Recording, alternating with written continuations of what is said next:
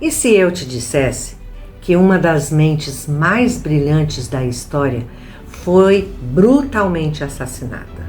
Não por um único vilão, mas por um mundo que simplesmente deixou de saber conviver com o diferente. Uma mulher que ensinava matemática, astronomia, filosofia, e que acabou sendo silenciada não porque estava errada, mas porque pensar naquele momento começou a incomodar demais. Hoje você vai entender por que a morte de Hipátia de Alexandria não foi apenas um crime, foi um aviso, um daqueles que a história repete quando ninguém quer ouvir. Volta comigo para o século IV depois de Cristo. Alexandria não era só uma cidade, era o coração do conhecimento humano. Ali circulavam como moedas filosofia, ciência, religião. Tudo se misturava. E no meio desse turbilhão, uma figura se destacava: Hipátia.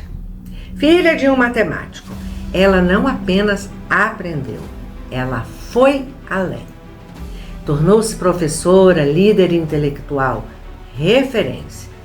Pessoas de diferentes crenças, cristãos, pagãos, judeus, sentavam lado a lado para ouvi-la, porque Hipátia não ensinava o que pensar, ela ensinava como pensar. E isso muda tudo. Mas o mundo ao redor dela estava mudando. O cristianismo, que por séculos foi perseguido, agora ganhava poder dentro do Império Romano. E com o poder vieram disputas, não apenas religiosas, mas políticas, sociais, ideológicas. A Alexandria começou a se dividir. Grupos diferentes, cada um com suas certezas, cada um com seus medos. E quando o medo cresce, a tolerância encolhe. Não era mais sobre coexistir, era sobre vencer. É importante entender uma coisa: esse não era um mundo de heróis e vilões simples. Havia conflito entre cristãos, pagãos e judeus. Havia violência de vários lados. Havia ressentimento acumulado por gerações. E nesse cenário surgem figuras de poder. De um lado, o prefeito Orestes, tentando manter o equilíbrio. Do outro, o bispo Cirilo, um líder forte, influente e profundamente envolvido nas tensões da cidade. Cada um representando visões diferentes de ordem. E no meio disso tudo, Hipátia, uma mulher independente, respeitada, influente. E talvez, por isso mesmo, vista como uma ameaça. Com o tempo, boatos começaram a surgir. Dizem que Hipátia influenciava decisões políticas, que impedia acordos, que sua sabedoria era perigosa. E aqui está o ponto mais inquietante da história. Ela não precisava fazer nada errado. Bastava ser diferente.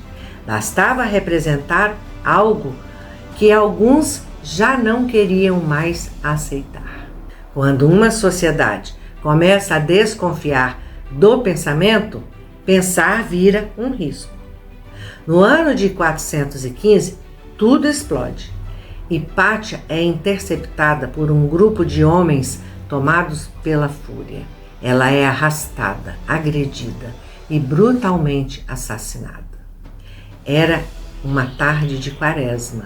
Hipátia voltava para casa em sua carruagem. De repente, uma multidão de monges fanáticos, os chamados Parabalani, a cercou. Eles a arrastaram para dentro de uma igreja chamada Cesareu. Aqui, a narrativa perde o humor e ganha o peso da tragédia. Ali, no lugar que deveria pregar a paz, aqueles homens a despiram e a assassinaram brutalmente, usando cascos de cerâmica ou conchas de ostras para arrancar sua pele. Depois, seus restos foram queimados.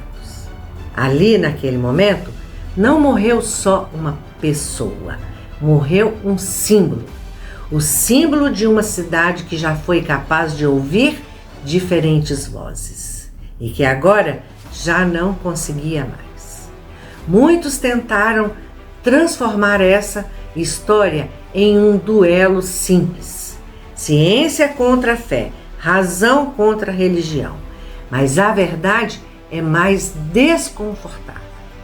O que aconteceu com Hipátia não pertence a um grupo único, pertence a um comportamento humano que atravessa séculos. Quando qualquer lado religioso, político ou cultural acredita que só ele pode estar certo, aí o diálogo morre. E quando o diálogo morre, alguém sempre paga o preço. Hipátia pagou com a vida, mas a perda foi muito maior, porque junto com ela foi embora um pedaço da capacidade de convivermos com o diferente. Temos conflitos diários sobre isso ainda hoje. E talvez a pergunta mais importante não seja sobre o passado, mas sobre agora. Será que a gente realmente aprendeu com histórias como essa? Ou será que, de formas diferentes, a gente ainda repete o mesmo erro? Reflita, pense nisso. Se essa história te fez pensar, já deixa o seu like, se inscreve no canal e me conta aqui nos comentários. Você acha que hoje estamos mais próximos do diálogo ou mais próximos de repetir Alexandria? Obrigada por assistir e até a próxima história.